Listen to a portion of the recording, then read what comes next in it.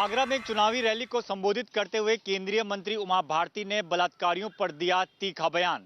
जिन्होंने ऐसे दुष्कर्म किए होते हैं, इनको उन्हीं लड़कियों के सामने और महिलाओं के सामने उल्टा लटका करके मार मार के चमड़ी उधेड़कर फिर उस मांस में नमक और मिर्च डाल देना चाहिए, ताकि ये तड़पे और इनको तड़पते हुए देखे वो लड़कियां, वो माएं और वो बहनें। जब ये तड़पेंगे, जब ये अपनी जिंदगी की भीख मांगेंगे। मैंने ऐसा करवाया था जब मैं मुख्यमंत्री थी। जो उमा भारती जी कहानी सुना रही है, मैं नहीं समझती कि वो कहानी में कोई भी सत्यता है, कि मध्य प्रदेश में ऐसी कहानी पहले किसी ने नहीं सुनी है। उमा भारती जी जिस तरह अपने आप को सजग बता रही हैं रेप और महिला सुरक्षा को लेके, अगर वो इतनी सजग होती तो मध्य प्रदेश लगातार नंबर 1 पर नहीं रहता महिला अत्याचार। इस रैली के दौरान उमा भारती ने अखिलेश यादव की पत्नी डिंपल यादव को भी निशाने पर लिया। कहा, पार्टी के लिए वोट मांगने का समय तो उनके पास जरूर है, लेकिन रेप पीड़िताओं से मिलने का वक्त उनके पास नहीं। वीडियो जर्नलिस्ट मुकेश झा के साथ दीपक सिंह रावत, न्यूज नेशन। राजधानी दिल्ली में 2 नाबालिग बहनों की बहादुरी से पकड़ा गया कैब ड्राइवर। पिछले कई महीनों से कर रहा था पीछा, दिल्ली पुलिस ने किया गिरफ्तार। पूर्वी दिल्ली के पांडव नगर इलाके में 2 नाबालिग बहनों की बहादुरी से एक ऐसे शख्स को पकड़ा गया जो कई दिनों से दोनों बहनों का पीछा कर रहा था। रोज की तरह जब दोनों बहनें स्कूल से घर की तरफ जा रही थी, तभी कैब ड्राइवर ने उन दोनों पीड़ित बच्चों के साथ जोर जबरदस्ती करना शुरू कर दिया और जबरन अपनी कार के अंदर बैठाने की कोशिश की। उन पीड़ित बच्चों ने शोर मचाना शुरू कर दिया, जिससे आसपास के लोग इकट्ठा हो गए और मौके पर आरोपी को पकड़कर उसकी जमकर पिटाई कर दी। हालांकि उन दोनों ड्राइवरों का कहना है कि वो बिल्कुल निर्दोष हैं और उन्होंने ऐसा कुछ नहीं किया, लेकिन इस पूरी घटना के बाद ये कहना गलत नहीं होगा कि 2 बहनों की जरा सी हिम्मत ने उन मंचलों के मंसूबों पर पानी फेर दिया। वीडियो जर्नलिस्ट सुमित कुमार के साथ गौरव अरोड़ा, न्यूज नेशन, दिल्ली। दिल्ली के मयूर विहार इलाके में पकड़ी गई भारी मात्रा में अवैध शराब। ये शराब नोएडा जा रही थी और चुनाव में इसका इस्तेमाल होना था। चेकिंग के दौरान दिल्ली के मयूर विहार इलाके में दिल्ली और नोएडा बॉर्डर पर एक बोलेरो कार से चेकिंग के दौरान पुलिस ने 177 पेटी अवैध शराब बरामद की है। पुलिस ने गाड़ी के चालक और उसके एक साथी को भी गिरफ्तार किया है। पुलिस के मुताबिक ये शराब हरियाणा से नोएडा ले जाई जा रही थी और इस शराब का इस्तेमाल चुनाव में किया जाना था। अवैध शराब के साथ गिरफ्तार किए गए दोनों लोगों से पुलिस पूछताछ कर रही है और ये पता लगाने की कोशिश कर रही है कि आखिर किसके कहने पर यह अवैध शराब नोएडा जा रही थी। वीडियो जर्नलिस्ट अजीत यादव के साथ Ruman Ullah Khan, news nation, Delhi. Delhi NCR में पटाखों की बिक्री और उसके ट्रांसपोर्ट पर सुप्रीम कोर्ट से लगा बैन जारी रहेगा। सुप्रीम कोर्ट ने पटाखा विक्रेताओं की याचिका पर सुनवाई करते हुए अपने पुराने आदेश में संशोधन करने से इनकार कर दिया है। अदालत ने डीटीसीबी, यूपी, राजस्थान, हरियाणा सरकार को निर्देश दिया है कि वो 450 लाइसेंस धारकों के पास मौजूद पटाखों के स्टॉक का 4 हफ्ते के अंदर आकलन करें।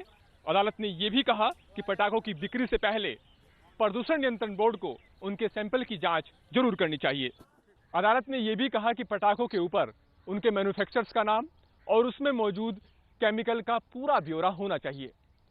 साथ ही ये भी सुनिश्चित किया जाना चाहिए कि उनमें मौजूद केमिकल की मात्रा केंद्रीय प्रदूषण नियंत्रण बोर्ड द्वारा तय की गई सीमा के अंदर हो। वीडियो जर्नलिस्ट गौरव के साथ अरविंद सिंह, न्यूज नेशन, दिल्ली। पटना में पतंग उत्सव के दौरान हुए नाव हादसे की जांच पूरी कर ली गई है। आपदा प्रबंधन विभाग के प्रधान सचिव की अध्यक्षता में जो कमेटी बनी थी, उन्होंने अपनी जांच रिपोर्ट सरकार को सौंप दी है। मकर संक्रांति के मौके पर 15 जनवरी को गंगा में नाव डूबने से 24 लोगों की जान चली गई थी। इसको लेकर सरकार ने एक कमेटी बनाई थी, जिसकी अध्यक्षता आपदा प्रबंधन विभाग के प्रधान सचिव प्रत्यय अमृत कर रहे थे। इस पूरे लंबे जांच के बाद आज इस रिपोर्ट को सरकार को सौंप दिया गया। बताया जा रहा है कि इस रिपोर्ट के मुताबिक प्रशासनिक व्यवस्था को इस पूरी घटना के लिए जिम्मेदार बताया गया है। अब इस पूरे मामले पर सरकार अपनी संज्ञान लेगी। साथ ही देखना यह है कि इस रिपोर्ट में किन लोगों के नाम सामने आते हैं। अब सभी को इंतजार इस रिपोर्ट के आधार पर कार्रवाई का है। देखना यह है कि इस रिपोर्ट में जिन्हें गुनाहगार बताया गया उन पर कार्रवाई होती है या नहीं और मृतक के परिजनों को न्याय मिल पाता है या नहीं। विजय सत्येंद्र के साथ रजनीश सिन्हा, न्यूज नेशन, पटना।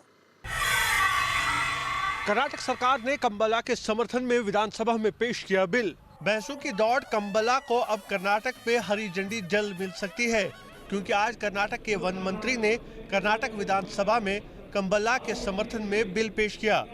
सोमवार को इस बिल पर चर्चा की जाएगी। वहीं बीजेपी और जेडीएस ने भी बिल का समर्थन करने का ऐलान किया है।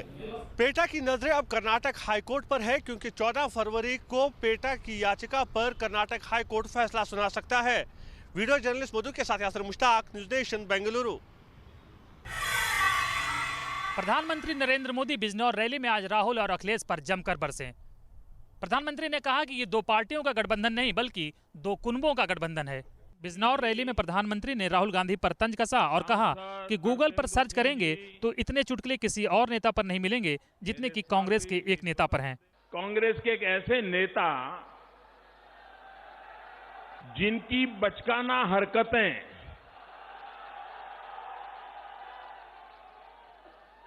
अगर आप कंप्यूटर पर जाएं और गूगल में देखें, शायद किसी राजनेता पर इतने चुटकुले नहीं होंगे जिनके कांग्रेस के नेता पर है। अखिलेश और राहुल पर तंज कसते हुए प्रधानमंत्री ने कहा कि एक नेता जहां आलू की फैक्ट्री लगाने की बात करता है तो वहीं दूसरे नेता को भी खेती और किसानी की बिल्कुल समझ नहीं है। वीडियो जर्नलिस्ट दीपक राणा के साथ अनिल यादव, न्यूज नेशन। उत्तर प्रदेश विधानसभा चुनाव के पहले चरण के मतदान के लिए दिल्ली में कांग्रेस उपाध्यक्ष राहुल गांधी ने नेताओं के साथ बैठक की।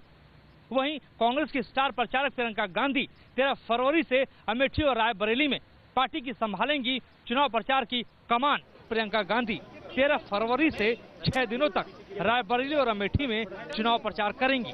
प्रियंका इस दौरान नुक्कड़ सभाएं करेंगी। सूत्रों के मुताबिक कांग्रेस अध्यक्ष सोनिया गांधी भी चुनाव प्रचार के लिए रायबरेली जाएंगी। उत्तर प्रदेश विधानसभा चुनाव में कांग्रेस और समाजवादी पार्टी का स्लोगन है कि यूपी को ये साथ पसंद है, लेकिन देखना यह है कि प्रथम चरण के मतदान में जनता को ये साथ कितना पसंद आता है। वीडियो जर्नलिस्ट सत्या राउतरे के साथ Mohit Raj Dubey, news nation, Delhi. Digital payment route को लेकर के सरकार ने अपना ड्राफ्ट तैयार कर लिया है और इसे जल्द लागू कर दिया जाएगा। वहीं 20 लाख पीओएस मशीनों को सीधे तौर पर राशन कार्ड से जोड़ा जाएगा ताकि ग्रामीण क्षेत्र के लोगों को फायदा पहुंच सके। मोदी सरकार अब डिजिटल माध्यम से राशन भी देने की तैयारी कर रही है। इसके लिए 20 लाख पीओएस मशीनों को राशन की दुकानों पर रखा जाएगा और राशन कार्ड को आधार से लिंक कर दिया जाएगा। इसके बाद लोग बिना अपना राशन कार्ड लाए सिर्फ अंगूठा लगाकर अपना राशन ले सकेंगे।